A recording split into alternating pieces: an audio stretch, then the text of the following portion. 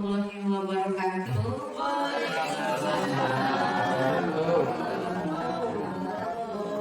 Selamat pagi teman-teman semua. Apa kabar semuanya? Terima kasih atas kehadirannya, menyempatkan waktunya untuk bersama di sini kita berdiskusi tentang budaya positif. Terima kasih kepada Pak Haji Asmullah yang memberikan kesempatan kepada saya untuk memaparkan tentang budaya positif sekolah. Baik teman-teman, saya langsung saja. Di sini kita akan membahas tentang budaya positif. Apa itu budaya positif? Apakah ada yang tahu? Perilaku yang baik. Nah, apa sih perilaku yang baik? 5S. 5S. Senyum, sapa, salam. Terus apa lagi yuk? Suka ngasih jajan. Oh.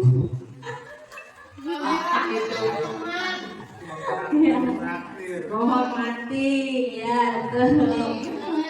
Toleransi dan lain-lain. Nah ini dia, budaya positif merupakan perwujudan dari nilai-nilai atau keyakinan universal. Tadi yang kita sebutkan bersama-sama adalah nilai-nilai atau keyakinan universalnya ya, nilai-nilai kebaikan, nilai yang baik yang diterapkan di sekolah. Nah ini disiplin positif adalah suatu pendekatan untuk menerapkan disiplin dari diri anak atau hubungan dan hadiah. Jadi tanpa disiplin positif, budaya positif pun tidak akan terwujud. Jadi kita butuh disiplin positif. Apa itu disiplin positif? Nah ini tadi pendekatan untuk menerapkan disiplin dari diri dalam itu sendiri ya, itu yang kita harus tekanin. Jadi tumbuhnya dari dalam diri anak itu sendiri, tanpa hukuman, tanpa hadiah. Nah ini dia, disiplin yang dimaksud adalah disiplin diri, memiliki motivasi internal. Jika kita tidak memiliki motivasi internal, maka memerlukan pihak lain untuk mendisiplinkan kita, disebut motivasi eksternal. Nah kita guru ini disebut motivasi eksternal, datangnya dari guru, orang tua dan lain-lain. Kalau motivasi internal itu dari dirinya sendiri. Lalu disiplin diri dapat diartikan bagaimana cara kita mengontrol diri, menguasai diri untuk memilih tindakan yang mengacu pada nilai-nilai yang kita hargai agar tercapai tujuan mulia. Penerapan disiplin caranya dapat mengajarkan anak bertanggung jawab dan menumbuhkan kesadaran diri berdasarkan nilai-nilai kebajikan. Motivasi perilaku manusia. Jadi kadang-kadang kalau anak melakukan sesuatu, pasti ada motivasinya. Misalnya, yang pertama, untuk menghindari ketidaknyamanan atau hukuman. Kenapa kamu pakai seragamnya lengkap? Karena takut dihukum Pak Guru. Kenapa kamu datangnya selalu tepat waktu? Soalnya enak, kalau datang tepat waktu kan nggak terburu-buru.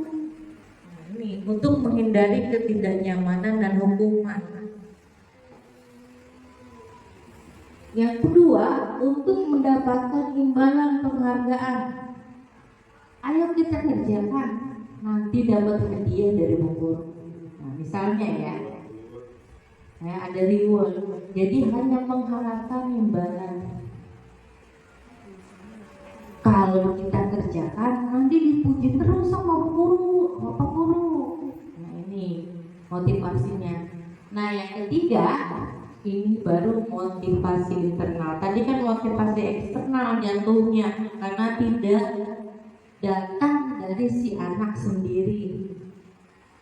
Nah untuk yang terbaik ini adalah motivasi internal, datangnya dari anak itu sendiri. Mereka menginginkan dan menghargai dirinya sendiri dengan nilai-nilai yang mereka percaya.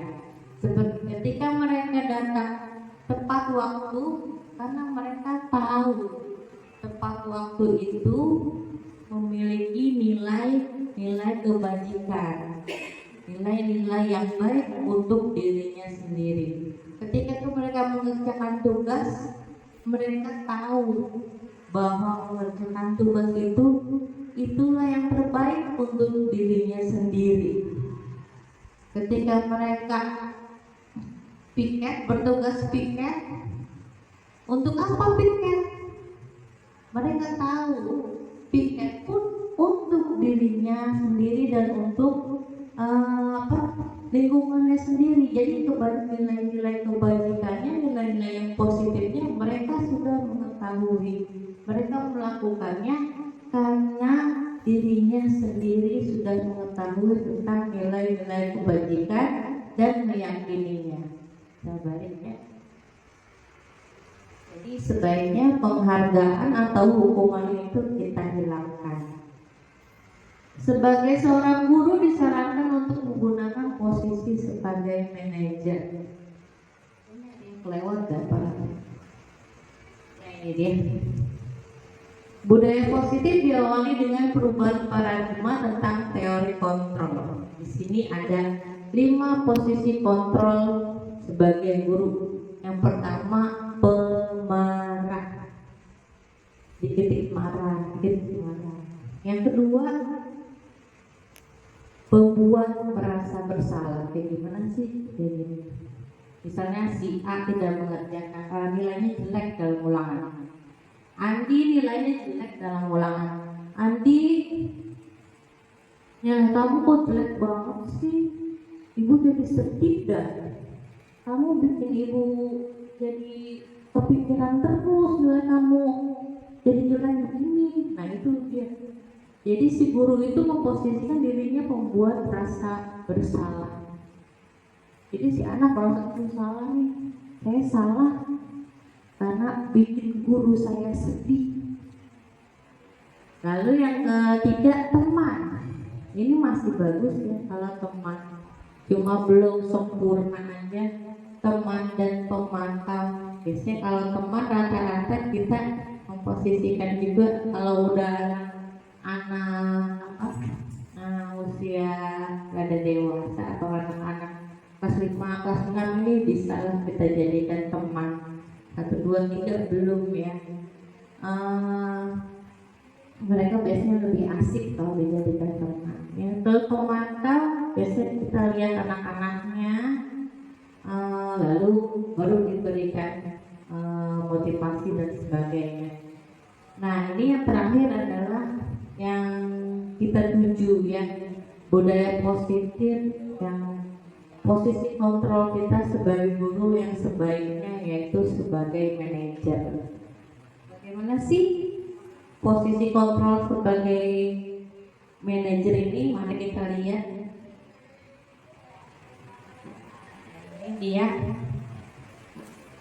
Seorang guru disarankan untuk menggunakan posisi sebagai manajer. Sebagai manajer ya, jadi guru ini menuntun memecahkan masalah agar murid dapat bertanggung jawab atas permasalahannya sendiri. Dan ini dituntun. Jadi anak itu diajak untuk mencari masalahnya sendiri agar tercipta nilai-nilai kebajikannya itu dia benar-benar paham. Lalu posisi manajer mengacu pada segitiga restitusi yang dapat menjadikan murid sebagai seorang manajer bagi dirinya sendiri. Jadi kita nanti ada ada fondasinya. Bagaimana sih kita melakukan posisi ini, posisi sebagai manajer ini bagaimana sih? Nanti kita lihat coba.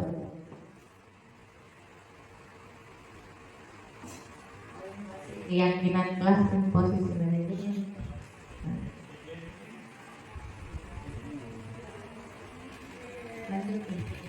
Nah ini dia. Ini segitiga restitusinya.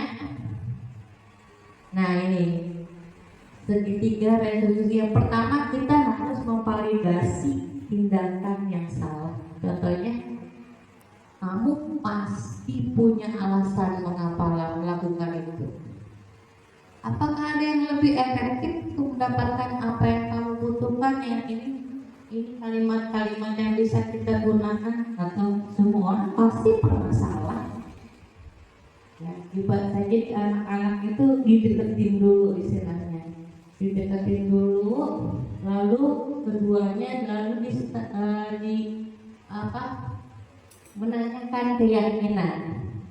menanyakan keyakinan tentang apa. Nah inilah di awal pembelajaran kita membutuhkan keyakinan. Nanti akan kita bahas.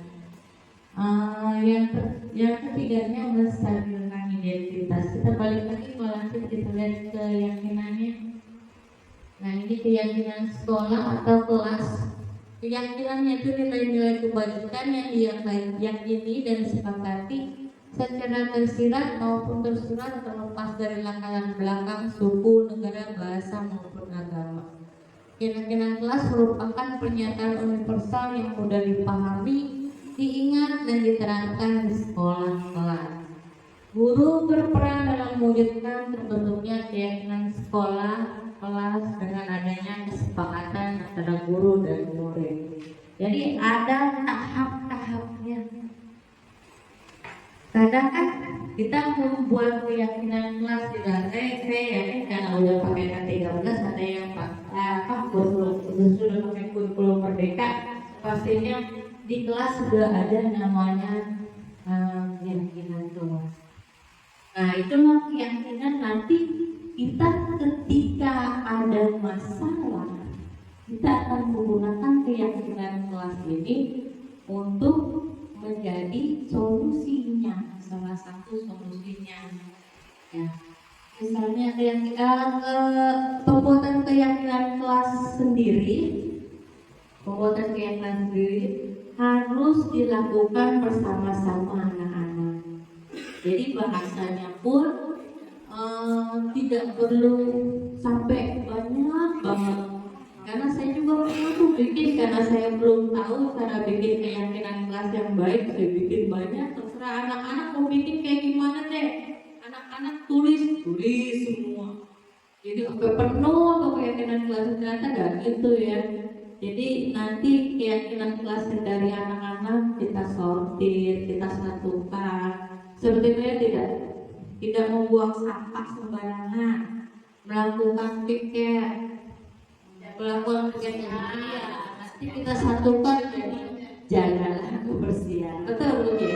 Jadi seperti itu. Jadi disatu-satukan, jadi kalimatnya ada.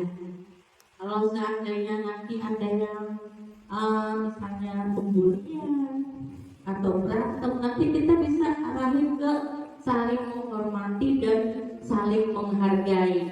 Nah itu intinya. Ya balik mas. Restitusi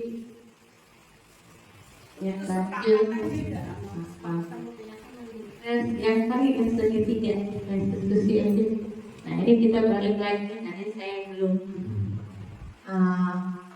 menanyakan keyakinan tadi, keyakinan kalau sampai kita yakini tadi udah, jadi bisa kita lanjutkan keyakinan kelasnya. Bahwasannya ketika kita membuat keyakinan kelas, kita harus benar-benar sama anak itu deal, setuju. Jadi tanya ini setuju nggak? Setuju. Harus disebutkan komitmen. Harus punya komitmen. Keyakinan kelas kita adalah menjaga kebersihan. Setuju.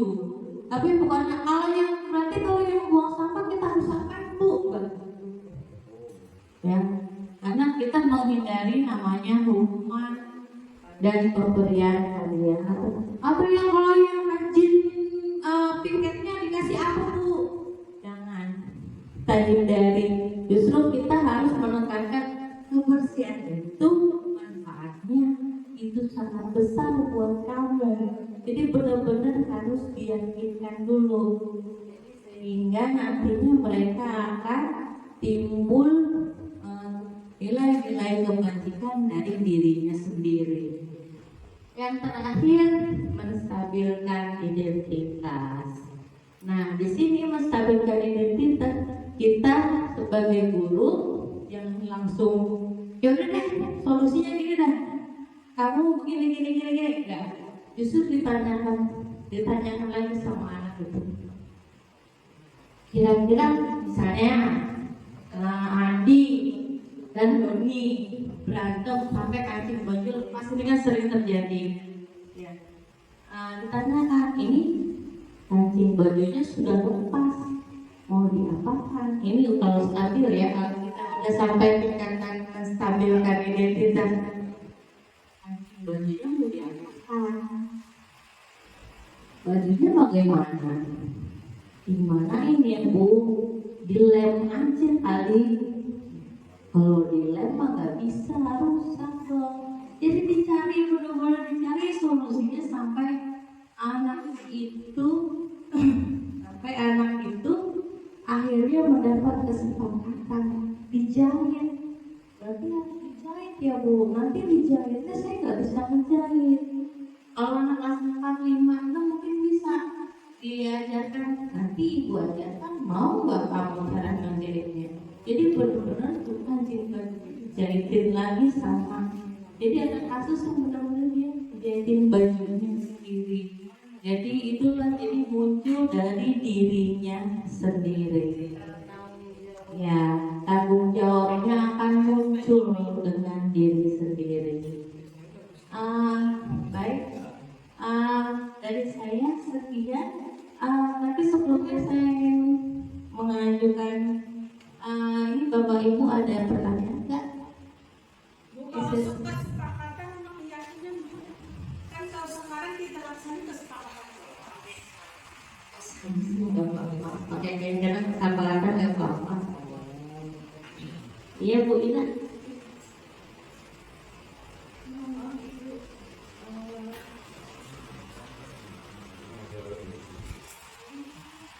Kalau yang tadi saya simak itu artinya kita dituntut untuk bisa membiasakan atau menunjukkan budaya positif itu supaya timbul kesadaran dari dalam diri si siswa, sehingga tidak ada faktor pemicu luar yang bentuknya hadiah atau hukuman. Namun tadi ada beberapa bahasa atau teori yang menggunakan bahwa kesepakatan kelas itu diperlukan untuk menjaga ketertiban kelas. Misalnya di kelas kami, kelas saya, ada kesepakatan yang kita buat untuk mewujudkan kenyamanan kelas. Nah, kesepakatan itu misalnya diuraikan nih poin-poinnya apa. Misalnya datang piket jam sekian, tugasnya apa, misalnya seperti itu. Nah, lalu apakah baiknya kesepakatan itu supaya berjalan ada konsekuensinya atau tidak? Kan kalau dulu mah masih ada diperbolehkan bentuknya konsekuensi, tapi bukan hukuman, melainkan konsekuensi ketika dia tidak patuh pada kesepakatan, melanggar kesepakatan. Bolehkah ada konsekuensi atau konsekuensi itu sama dengan hukuman? Mohon penjelasannya Ibu. Terima kasih Bu Ina. Kita anggap aja itu jadi masalah ya. Seperti ketika dia datang terus, datang telat terus. Kamu juga sesuai kan dengan kesepakatan kelas kita. Nah ini kita udah nggak nyari apa itu reward, apa itu hukuman lagi. Kita langsung ke tidak ada solusi jatuhnya. Jadi ketika ada permasalahan nggak mikirin hukuman atau konsekuensinya, udah pasti konsekuensi itu ada, tapi harus dari dalam dirinya sendiri. Ketika datang telat, apa yang kamu rasakan? Kamu pasti gak nyaman. Ya, ada rasa takut, gak nyaman. Jadi inilah posisi kontrol sebagai manajer, inilah yang akan bisa membuat anak itu kembali berpikir. Jadi sebenarnya sih sekarang budayanya udah bukan budaya harus dihukum lagi. Ya, jadi menghindari namanya kekerasan agar anak itu juga tidak akan melakukan kekerasan lagi sama teman-temannya atau jadi budaya bagi kekerasan itu. Jadi langsung aja kalau kita punya masalah langsung kita menggunakan segitiga resolusinya, yaitu tadi validasi, terus menyatakan keyakinan, lalu distabilkan. Jadi kita cari solusinya juga kalau bisa datangnya dari anak itu sendiri. Guru mah hanya nuntut aja, ngarahin aja. Kalau seandainya itu tok, mulai kita pancing gitu tuh Ina. Sama-sama. Ada lagi? Mungkin intinya gini kali, kalau dari dalam diri dia itu akan mengakui kesalahan-kesalahan dia yang pernah dia lakukan pada saat itu. Mungkin besoknya dia tujuannya dia tidak ingin mengulang kembali, gitu mungkin. Betul. Jadi kita intinya mah benar-benar karakternya kita bangun.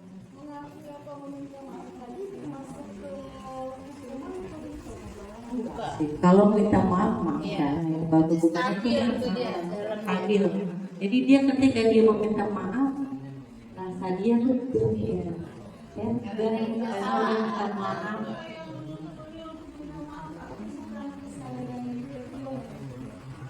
Kan kita arahin ke sana, Bu Ina. Kita arahin anak itu supaya ini loh yang baiknya seperti ini. Tapi kalau kita bisa cerita, kalau anak kalau mau makan sih anak datang terus dia minta maaf. Kalau kamu bagaimana? Bisa kalau sampai tuh anak nggak bisa pulang kata-kata maaf gitu. Jadi ada contohnya. Cuma teknis saja. Iya. Saya kesiangan kan. Betul. Biasanya begitu. Tapi kalau berkali-kali ya memang harus diajak ngobrol. Kalau cuma sekali 2 kali ya nggak apa-apa lagi. Kita maklum gitu, pasti ada alasan. Kalau terus-terusan kita wajib panggil gitu. Ada lagi Ibu, Bapak? Baik, kalau sudah tidak ada pertanyaan, saya akan tutup diskusi ini. Terima kasih atas kesediaannya duduk bersama saya untuk berdiskusi tentang budaya positif. Terima kasih banyak. Semoga ilmu yang kita dapatkan hari ini bermanfaat. Wabillahi taufiq wal hidayah. Wassalamualaikum warahmatullahi wabarakatuh.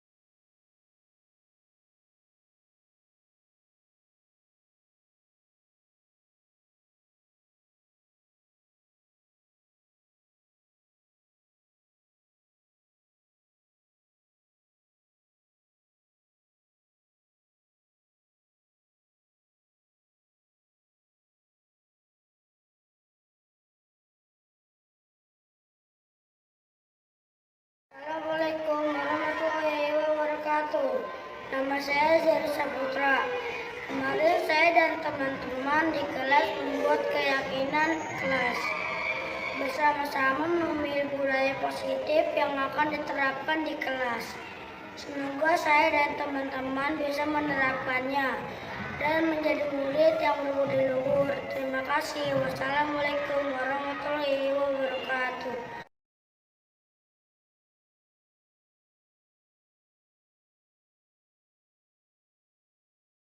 Assalamualaikum, nama saya Ade Neneng Soehartini. Saya rekan sejawat dari Ibu Nita Anitia. Setelah mengikuti diseminasi budaya positif dari Ibu Nita, saya akan sedikit memberi ulasan bahwasanya kita sebagai guru harus membentuk karakter siswa sedini mungkin dengan karakter yang kuat dan menunjang proses belajar dan masa depan siswa. Karakter dibentuk dari budaya positif yang kita terapkan di kelas dengan membuat keyakinan kelas dan menerapkan segitiga restitusi. Diharapkan karakter siswa terbentuk dari nilai-nilai kebajikan yang mereka yakini. Terima kasih. Wassalamualaikum warahmatullahi wabarakatuh.